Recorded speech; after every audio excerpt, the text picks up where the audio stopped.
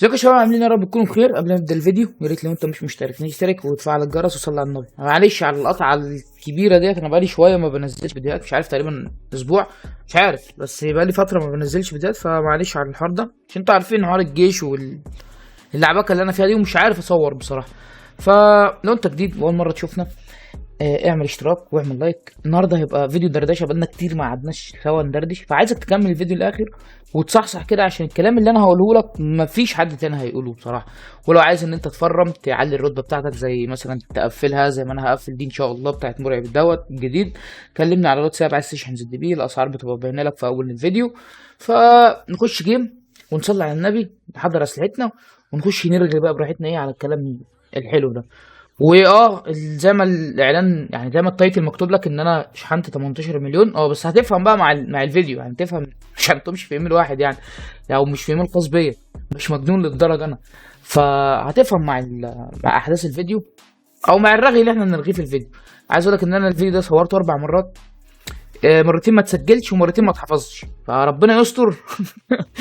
وده يتحفظ وما يجيلناش نزيف، لان انا عندي نزيف في الانف. فربنا يستر عشان انا تعبان جدا الفتره دي. فيلا بينا.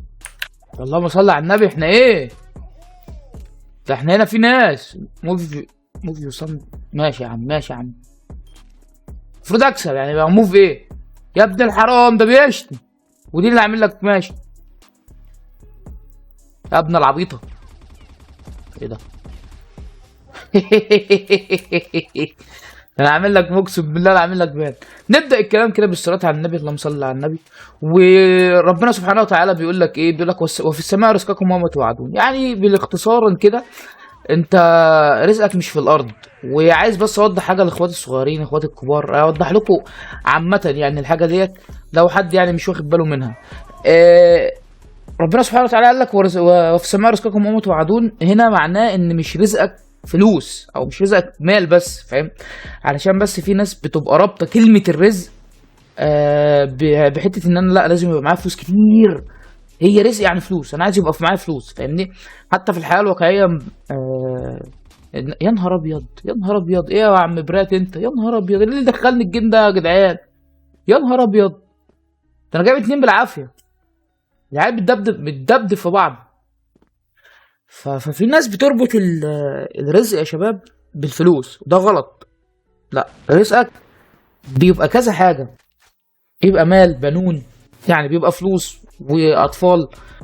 ممكن يبقى والدتك عايشة، فيبقى ده رزق إن والدتك عايشة. ممكن تكون صحتك كويسة، ممكن يكون الرزق شغلانة كويسة، فاهمني؟ فهو بيتقسم، مش كله فلوس، عشان الناس بس رابطة الموضوع ده كتير قوي، ان الرزق بفلوس، فاهم؟ لازم ان هو يسعى وعايز فلوس ومش عارف إيه. لا، هو بيتقسم كذا حاجه زي ما قلت لك. ممكن تكون زوجه صالحه، اخ صالح، اخوك كويس، صاحب صالح، فاهمني؟ ده بالنسبه لك رزق. ما تحطش تفكيرك كله وتمحوره في حته ان لا ده لازم يبقى معاه فلوس كتير. الواد ده انا على فكره هتغاظ مني.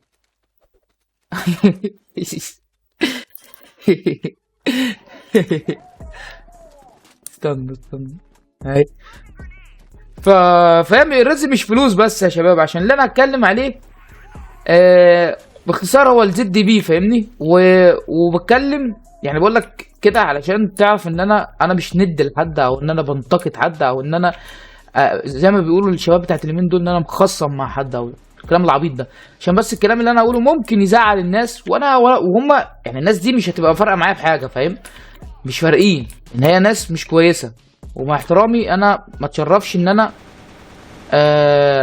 يعني اصاحبهم او اذكر اساميهم او الكلام ده كله. انت هتفهم في الدردشه. فزي ما قلت لك، انا مش ند لحد، وفي نفس الوقت انا بشخ الواد دوت، وفي نفس الوقت مش بكره حد. وزي ما بقول لك انا بحب الناس كلها. فاللهم صل على النبي. نبدا بالزد بيه. الفترة اللي ما بين شهر 10 لشهر 12 اللي هي البلاك فرايداي والخصومات بتاعت الزد بي، انا شفت قلة ادب صراحة. يعني انا شفت قلة ادب. ناس بتبيع الكود ب 2200، وناس تانية بتبيع الكود ب 2700. وناس والله العظيم واحد كان بيجي يكلمني يقول لي يا مرعب انا اشتريت الكود ب 3000 جنيه، 3100 او 100 جنيه.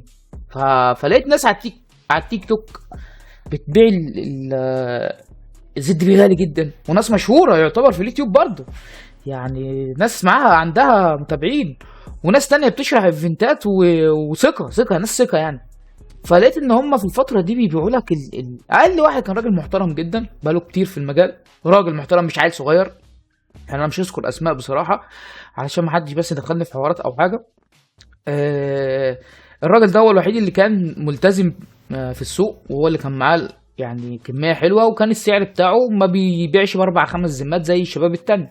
فكان ده راجل محترم بصراحه يعني. انا راقبت ده وراقبت ده وراقبت دوت، وكنت ايه شايف ان في استغلال وفي يعني في قله ادب، في قله ادب في السوق. فلقيت اللهبل اللي بيطلع لايفات على تيك توك دوت ويقول لك الاكواد من 2700 ل 2000 ل 3100، بس انا منزل لكم عامل لكم عرض. واللهبل التاني اللي على اليوتيوب اللي يقول لك اللي هي بدل ما هي ب 2400 او 2000 ونص، لا ده ب 2200.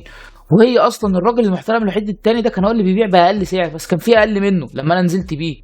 فلقيت قله ادب، ولقيت ان يعني انا مع احترامي ان انا كراجل، يعني انا كمرعب ما اسمحش ان انا مثلا كل شويه اطلع في كل فيديو يا جدعان اشتروا مني، اشتروا منينا اشتروا مننا زد بيه، فاهم؟ وده رزق القناه الوحيد، وده فده غلط. انت كراجل يعني مش عارف، انا ما اعرفش مثلا ظروفه الجسديه ايه، بس يعني مثلا او ظروفه العقليه، يمكن في حاجه مش عارف والله.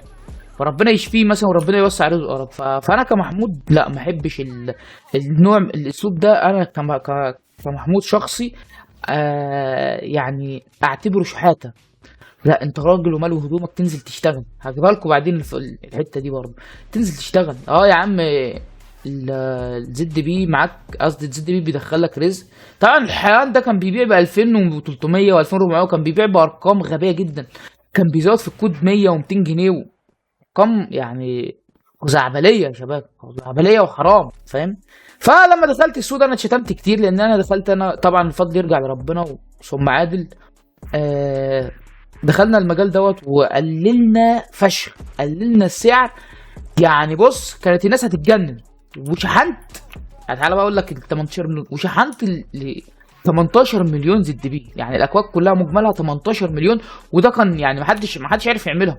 يعني انا عندي احمد وهبه ده شحنا له 4 مليون زد بي، ده لوحده 4 مليون زد بي اصلا. بس ده الوحيد ده ما رضاش ان انا اطلع الفيديو بتاعه، هو ما رضيش، قال لك ان انا ممكن الاكونت يتحسد، ممكن الاكونت تاخد بان. هو يعني الراجل امن شويه، حتى انا والله مستاذنه ان انا اقول اسمه في الفيديو، فاهم؟ بحبك يا احمد. ده 4 مليون لوحده، غير جوجل لوحده كان 3 مليون، فاهم؟ فلا شحنين لناس كمان ب 18 مليون. لما دخلت المجال ده وقللت في السوق في السعر في السوق ده، لان حرام. انت واحد عايز تكسب في الكود يا عم، انت بتكسب لي في الكود الصغير 50 جنيه ضعفه. يعني انت لو واحد كمل تاني 50 جنيه هيجيب نفس الكود، فاهم؟ ده بقول الاكواد الصغيره ال10 والخمسه. طيب الاكواد ال20 وال50 وال100 انت بتكسب فيها ضعفها، يعني تكسب 100 جنيه. يعني انا ما قلتش ان انت ما تكسبش، ده شغلك وانت حابب دوت اعمله، بس مش للدرجه، فاهم؟ لان الشباب ديت عندها ناس وعندها متابعين، على الاقل يوميا في 20 كود بيتباعوا على الاقل. طبعا انا لما دخلت ما انا اسف في الكلمه، بس هي ما بتتقالش كده، زي ما بيقولوا قطعت عليهم او حاجه زي دي، بس ده مش صح. انا قلت لكم هو في السماء رزقكم وما توعدون، وده رزق ونصيب. فانا ما عملتش كده انا، بس هي الناس هي اللي حاسه كده، ان انا اتشتمت بالحوار ده. حتى في واحد لما عملنا الفيديو بتاع الملايين والحمد لله بفضل الله وفضلكم انتوا الفيديو رفع بتاع البلاك ماركت، وكنا اول ناس ننزل عن البلاك فرايداي اقصد. فانتوا رفعتوا الفيديو بطريقه جميله جدا، وانا كنت فرحان ومفتكر بدوت. ودخلت كده قلت له ايه ده، انا عملتها احسن منك وعملتها افضل منك ويا بهزر، فاهم؟ ف زعل بقى ومسح الكومنت. وحتى الناس اللي عندي يعني انتوا رحتوا رفعتوا الفيديو بتاعه، يعني انا الحته دي هي اللي شهرته، واخد بالك؟ يعني عايز اقول لك ان انا هو مشهور، بس انا رفعت من الفيديو بتاعه. يعني انا الحمد لله والفضل لله الفيديو بتاعي اعلى منه دلوقتي، وانا ما بتكلمش في ارقام ولا حاجه، يعلم الله ويشهد ان انا، يعني يشهد الله عليا ان انا الفيديوهات دي انا بعملها بكل حب وكل مبتغايا منها لرضا الله سبحانه وتعالى. يعني انا بعمل حاجه لوجه الله بالعربي، فاهمني؟ فيها ارقام او غيره او لا. يعني انا اكونت القناه الصغيره لقيت الفيديو جاب 1000 مشاهده او 1500 بتاع الزومبي، والله انا عامله كده، فاهم؟ فالحاجه دي بتاعتكم انتوا اللي ربنا زي ما بقول لك ربنا يخليكم ويوفقكم. فانتوا رفعتوا الفيديو، فدخلت هزرت معاه لقيته بيقول لي مش عايزك تبقى صاحبي. انا ما اتشرفش ان انا ابقى صاحب حد زي ده. فده برضو كان نموذج من الناس اللي بتشحن زد بيه بخمس ست ذمات. لان انا دخلت لقيت الباشا عامل جروبات، معظمهم كمان عامل جروبات، عامل جروب وبيبيع فيه بذمه، وبيبيع في الويب سايت بتاعه بذمه تانية، وبيبيع في الجروبات بذمه، وبيبيع في الديسكورد بذمه، فاهم؟ بس موحد ذمه واحده بصراحه، يعني عشان يبقى الكلام ايه منطقي. في ذمه واحده لناس كتيره، فاهمني؟ فده غلط وده حرام، فاهم؟ بعيدا عن دينه وبعيدا عن شخصه، انا بقول لك ان ده عندي انا كمحمود وفي الدين الاسلام حرام. الناس دي بقى بتلعب ازاي او بتضحك عليك ازاي وبيضحك على نفسه ازاي؟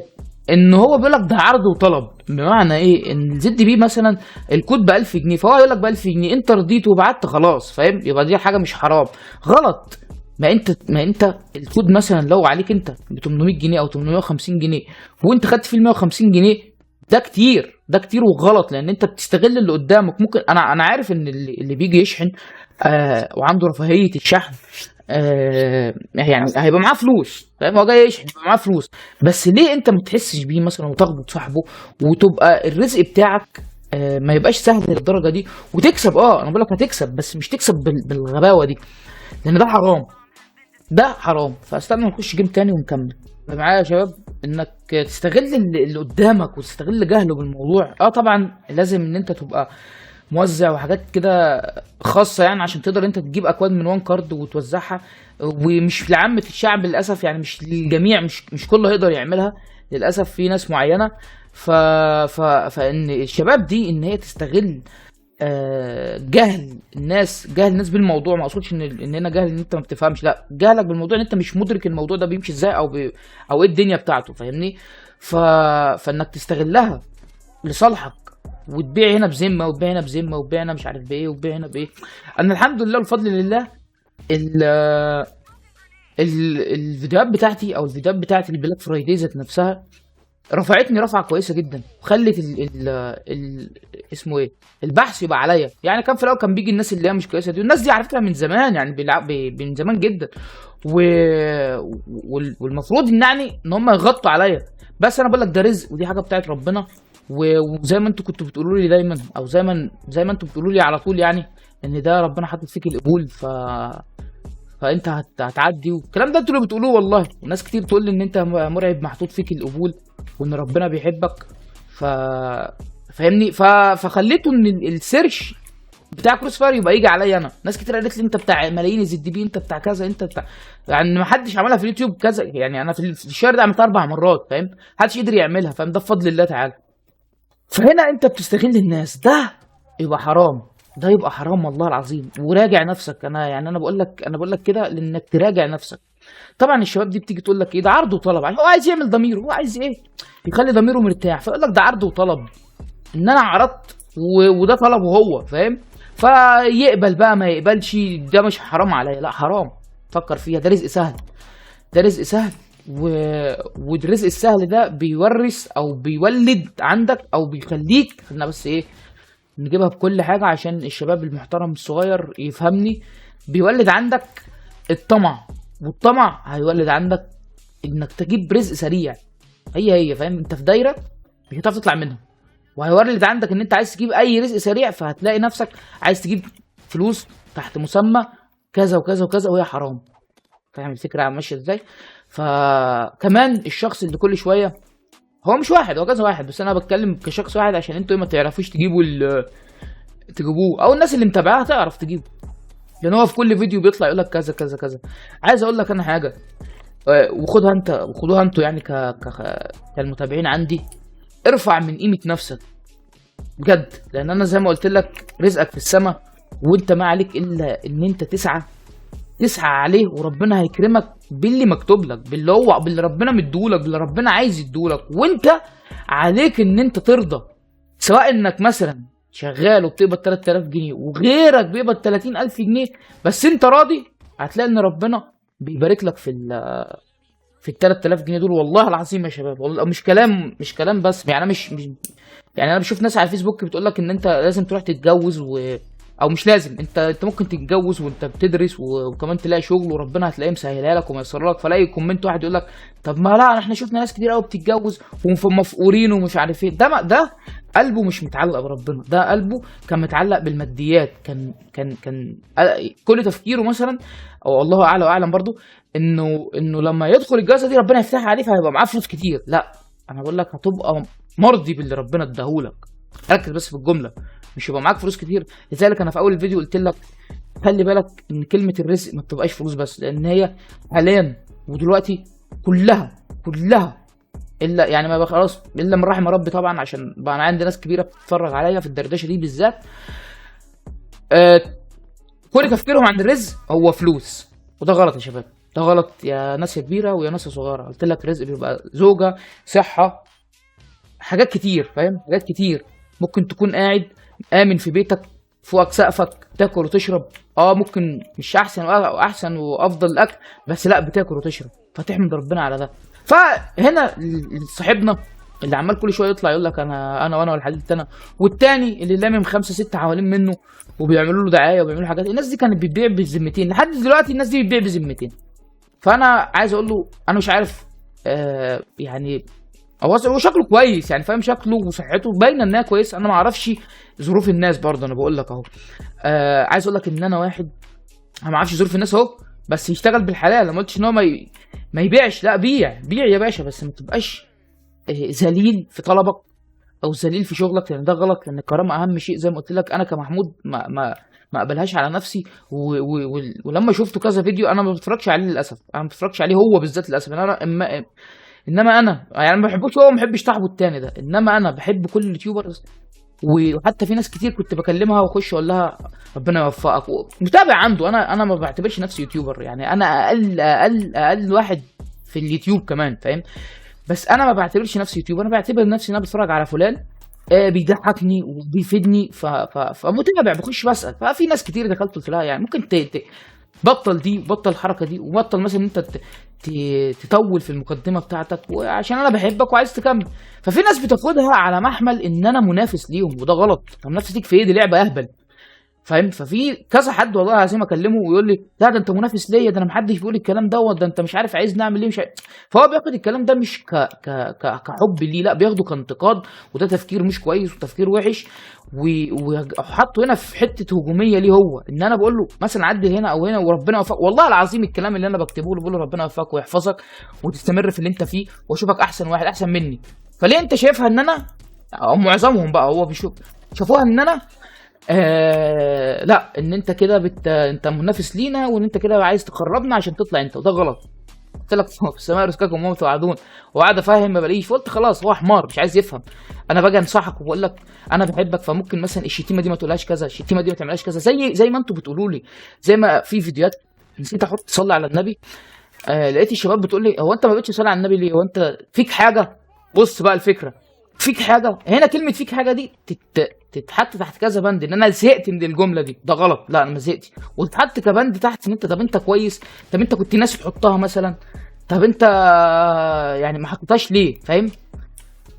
في سبب، فاهم؟ انما في ناس ثانيه بتاخد الكلام يعني بص، مجمل الكلام بيحمل معنيين. في كلام بيحمل معنيين قدام الشخص اللي بياخد بسوء نيه. فواحد قال لي انت نسيت تحطها، واحد تاني قال لي ليه ما بقتش تحطها، انت فيك حاجه. فقلت له لا انا بس نسيت وانتوا فكرتوني في حاجه زي دي وانا بدات ان انا احطها، وقلت لكم والله انا نسيت معلش. فدي انا فرحان لان انتوا فاكرين حاجه زي دي، او البعض منكم فاكر ان انا نسيت احط صلي على النبي. فاهمني؟ فكذلك برضو الامر يعود ليا في كلمه يا عجل. لما كنت باجي اقول لي ودي يا عجل، العب يا عجل، امشي يا مش عارف ايه، ودي يلا يا فقير، الكلام ده انا كنت بقوله للشخصيات ذات نفسها. فالناس زعلت مني في الحته دي، او مش زعلت، اتضايقت، او في بيقول لك ان ده غلط. طبعا ربنا خلق الانسان في احسن تقويم، والانسان طبعا مكرم مش مهين. فانا لا انا ما كنتش هنا قصدي اهانه، ووضحتها لكم كذا مره وكذا فيديو. فاهمني.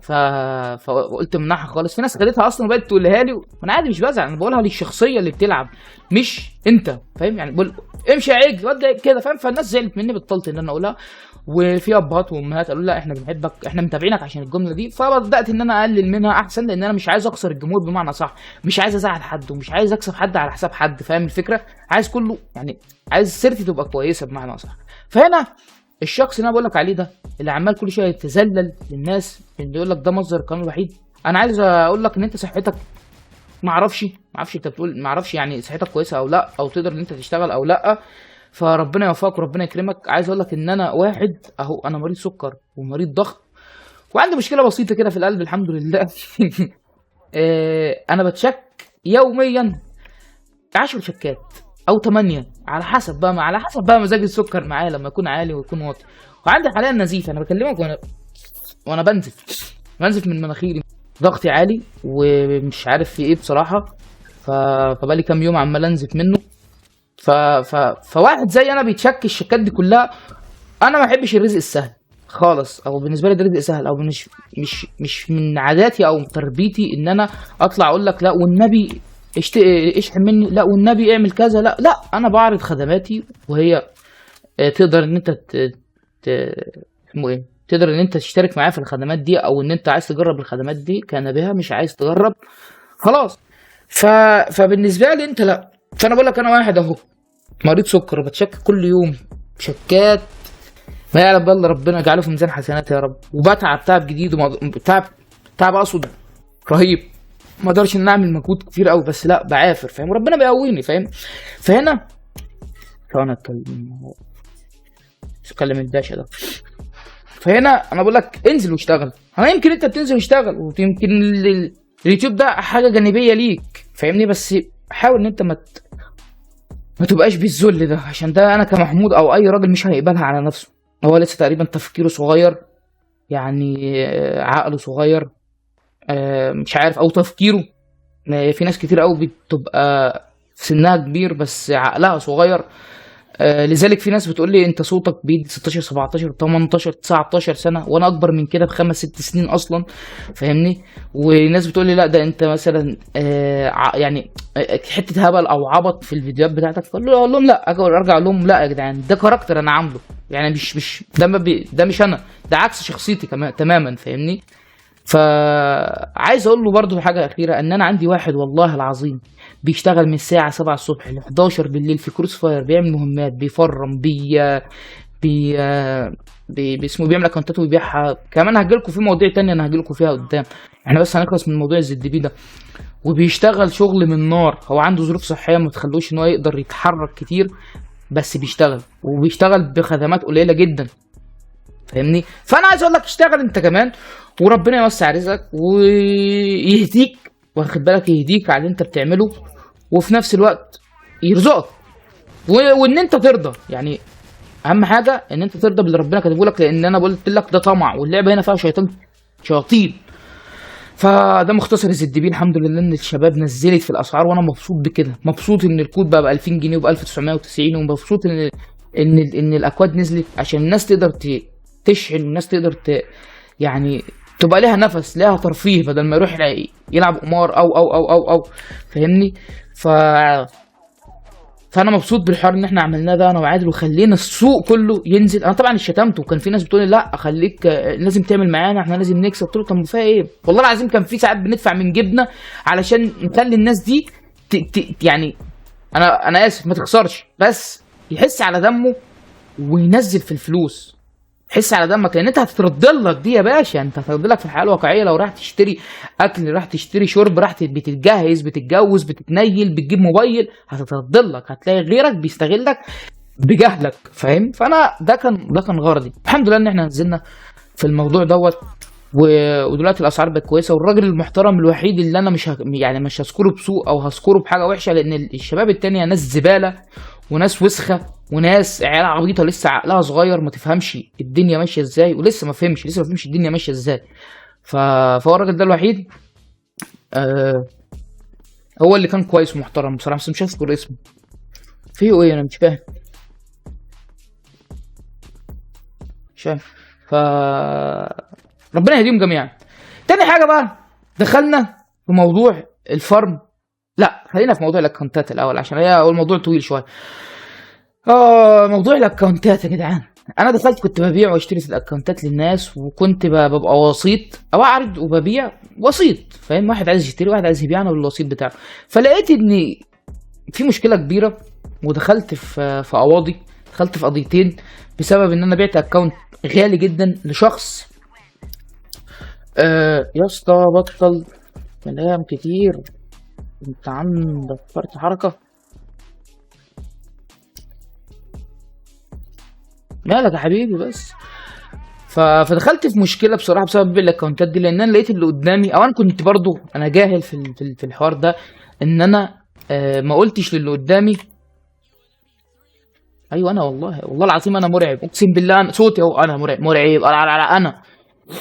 فانا كنت جاهل في الحته دي برضو، وما قلتش ان بص حب الناس عارفان اهو، انا فرحان بالموضوع ده. كنت جاهل وما قلتش للطرفين ان انا مش مؤمن، او ان انا ما اقدرش اضمن لك الايميل انه يبقى معاك طول الوقت، لان في عيال وسخه زي ما قلت لكم ان هي بتبيع الاكونت نصب برضه. حتى في ناس من اليوتيوبرز دول والتيك توكر والله بيخشوا وسطه وحراميه ولاد 60 كلب والله.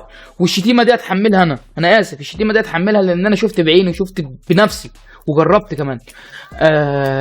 فكنت جاهل في الموضوع ده، لان انت لازم تقول للي قدامك ان انت مالكش دعوه بالايميل، انت بس بتبقى وسيط، بتضمن ان ده بياناته وبتضمن ان ده فلوس وخلاص. فانا كنت جاهل في الموضوع ده، فبتكلم بحسن نيه وبحب مع الناس.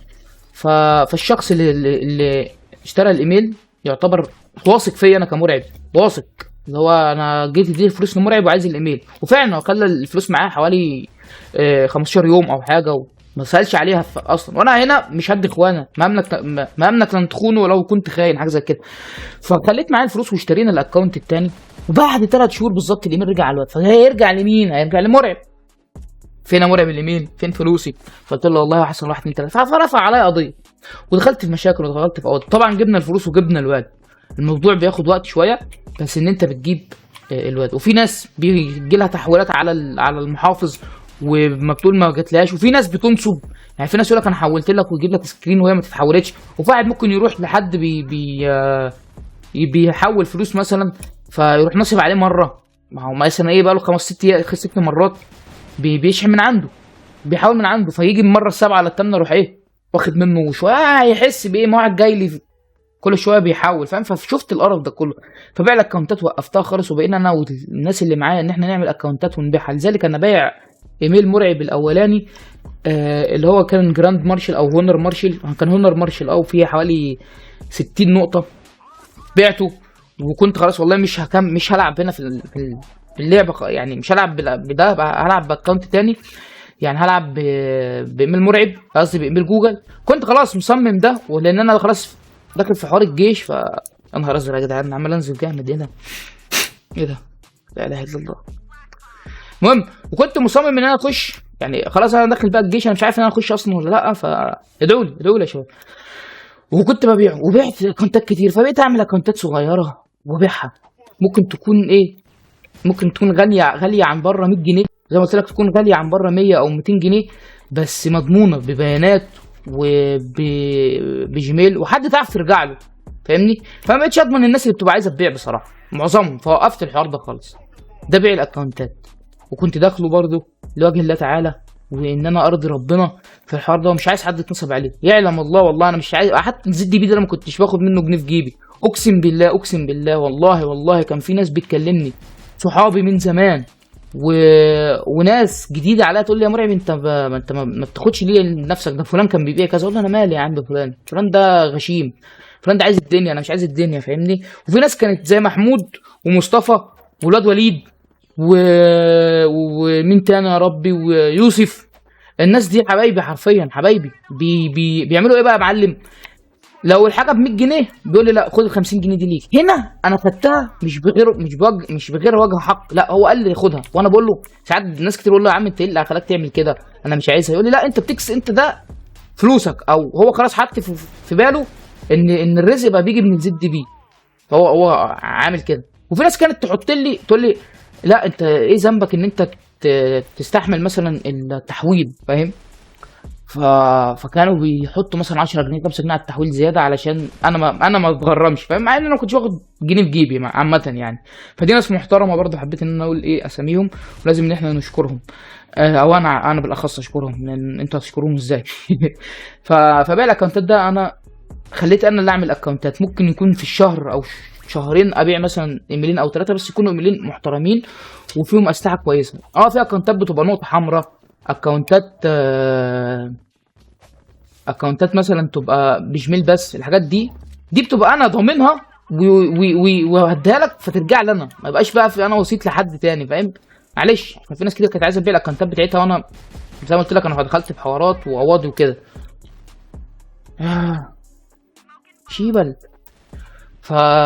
فده بيع الاكونتات، بقول لك في الوسطى كمان بيسرقوا، وبالذات الواد الكفت دوت بيخلي الايميل عنده، بيخلي الايميل ممكن يسرق الايميل او يا اخي الايميل اللي يعجبه. والله العظيم ده الحلفان ده انا هتحاسب عليه، والله العظيم ده حصل وشفته بعيني والله. ولا عايزين اثباتات واطلع افضحها اعملها والله. بس ايه، من ستر الرب، وايه انا ما علينا ان احنا ننبه بس الناس. ف... فالباشا ده كان بيسرق اكونتات من الناس، ويعني بيبيع مثلا ايه، ادي واحد عايز يبيع واحد عايز يشتري، فهو في النص، هو التيز دي. استغفر الله العظيم يا رب. فاللي بيشتري واللي بيبيع هو الوسيط، بياخد من هنا يودي هنا وبياخد من هنا يودي هنا. فهو بقى لو الايميل عجبه بعد 3 شهور يروح مرجعه. في حاجات، في زي بج فريستات، في زي حاجات تقدر ان انت تخلي الفريستات ما تشتغلش تاني ويشتغل جيميل. فهو الباشا ده كان بيعمل حاجات من دي. ما هو انت يوتيوبر بيبقى ليك صلاحيات ان انت تعرف حاجات كتير بصراحه يعني. انا عن نفسي بعرف اعمل بج فريستات، بحرق فريستات، بغير فريستات، الكلام ده كله ممكن الناس ما تعرفش تعمله اصلا، يقول لك لا ده اللعبه سياستها عامله ان انت ما تقدرش تعمل كده. لا، في حالات معينه تقدر ان انت تعمل فيها الكلام ده. فالباشا كان بياخد الايميل ويروح يغيره ويلعب عليه شويه ويغير اسلحه ويغير مش عارف ايه ويبيعه تاني. وكان بيتعرض مع واحد صاحبه تاني اللي هو عمال يتذلل للزد بيه. قسما بالله الكلام ده حصل، والله والله والله العظيم، وهتحاسب على الكلام ده كله، ان الكلام ده حصل قدام عيني وشفته. كان في ناس بتقول لي خش معاهم وقولوا لي هتكسب فلوس كويسه وهتكسب مش عارف ايه. كنت غير زد بيه، انا بقول لك احنا متطرفين لكذا موضوع، فاهم؟ فكان بيسرق وكان تحت مسمى صحابه. انا جدعان عطشان جدا يا جدعان، اروح اجيب ميه والله اعمل ايه، عطشان جدا انا هموت. المهم تحت مسمى صحابه اللي بيعملوا كده، مع انه هو اللي كان الناس ضمناه. وكان هو كان ممكن يرمي اكونت 2 3 مضمونين، بس اللي بيجي على النواه واللي بيجي له فلوس بعد كده بيعمل ايه يا باشا؟ بيبيعوا باقل سعر وبياخده هو تاني ويبيعوا تاني. انا هجيب ميه اشرب واجي لكم تاني. المايه نعمة والله العظيم يا شباب. انا مش هخش جيم تاني، انا هكلمكم كده واحنا قاعدين كده، ايه، قاعد بتمرجح بالكرسي. كان المفروض اصلا الفيديو ده يبقى فيه سكام، بس انا قرعه بقى وراحت شبه الفلقه. شكلي مش حلو بصراحه. ف او شكلي مش لطيف. لا طبعا ربنا خلقنا كلنا حلوين وجمال وكل ده، بس لا شكلي مش لطيف عشان الجيش وكده. فالباشا ده كان بياخد الاكونتات يا شباب والله العظيم ويغيروا اساميهم ويلعبوا شويه اسلحه في حاجه، بعد فتره يبيعوها. والله العظيم ده حصل. الواحد يعرض، الباشا اللي هو بيعرض الاكونتات وبيتذل بالزد بيه ده يعرض، والتاني يسرق. دي سرقه، دي ما اسمها سرقه، بس هو تحت ضمير او ضميره هو بيقول له ان هو بيشغل دماغه او بيعمل مصلحه. ما هو الشيطان هنا بيخش لك من كذا حته ومن كذا مكان، فبينصب عليك من كده. وناس كتيره جدا كانت بتيجي تكلمني تقول لي ده عمل لنا بلوك يا مرعب، مش عارفين نعمل ايه. هقول لها الدليل، عشان انا كنت في الاول مش مصدق ان الواد ده حرامي، او هو باين عليه يعني عيل زي رفيع كده وسفيف، فاهم؟ ولو اديته قلم هيقع على الارض، بس مش باين عليه ان هو حرامي، او مش باين عليه ان هو بيسرق. وطلع فعلا بيسرق وبيعمل للناس بلوكات، وفعلا جابوا لي دليل، ومش واحد ولا اتنين، والله العظيم كتير جدا. فهو حسبي الله ونعم الوكيل فيه في الحته دي. مش هقول له حسبي الله ونعم الوكيل فيه برضه عشان غلط. حسبي الله ونعم الوكيل في اللي يعمل كده وده حرام. وصاحبه التاني اللي مفكر ان هو بيشغل دماغه، عايز اقول لك اتقي الله، لان ده كله هيترد للي جايبينك، هيترد في ثانيه. يمهل ولا يهمل يا حبيبي، فهيترد لك. فاحنا نستفاد ايه من الناس؟ تستفاد ان انت ما تامنش لاي حد بسهوله، وتستفاد ان انت تتقي ربنا في اللي انت بتعمله طول ما انت حاطط ربنا في كل حساباتك، او طول ما انت حاطط ربنا قدامك. فانت هتبقى يعني لو جيت تعمل غلط هتقول لا ده ربنا شايفني، لا ده لا ده حرام، طب ما اطلع في الاخر هعمل ايه، طب كذا. فاهمني؟ فتحط ربنا في كل حاجاتك وفي كل امورك الحياتيه. ده اصلا امر طبيعي المفروض انت كمسلم تعمله او كمسيحي لازم تعمله. انا عندي صحابي مسيحيين اقسم بالله بره الواد ده اصلا، الواد ده ما يتشرفش انه يبقى صاحبي والله العظيم يا جدعان. عيال او معلش عيال رجاله وبنات، في بنات كمان بتتابعني ومسيحيين، والله يا جدعان مش عارف اقول لكم خيره الصحاب. يعني ناس محترمه وناس كويسه وناس ما تقبلش عن نفسها الكلام ده. فاهم؟ ف فادينا لما حكيت لكم واديكم شفتوا، اديكم عرفتوا انا بتكلم عن مين. نيجي بقى لاخر حاجه، عشان عمال انزف من مناخيري وعمال احط مناديل والدنيا بايظه. ففي بحر دم دلوقتي على الكيبورد على البتاع، ممكن افتح لك الكاميرا اوريك.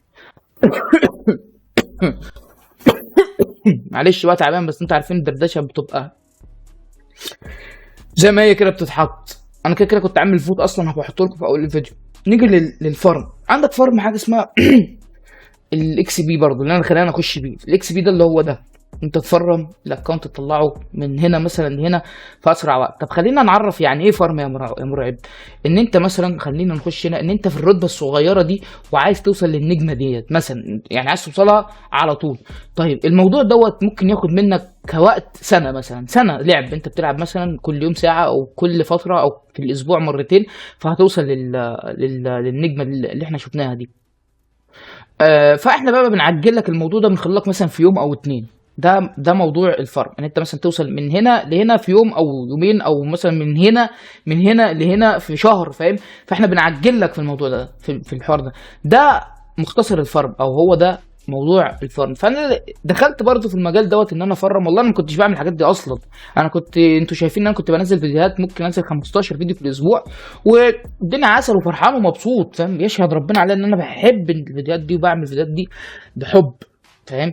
لقيت برضو ان في شباب بتاخد من الناس الاكونتات بتاعتها وتسرقها، او ياخد الاكونت بتاعه ويبنده لسبب ما، ويجي يقول لك انا هفكهولك بس يفكهولك بفلوس، وهو يبقى عارف السبب. انا الحاجات دي برضو شفت منها ناس. طيب انا كواحد، انا معلش مرعب كان في الاول سعره بسيط، بس بقى سعره دلوقتي عالي نسبيا، او بقى عالي حاجه بسيطه. ليه؟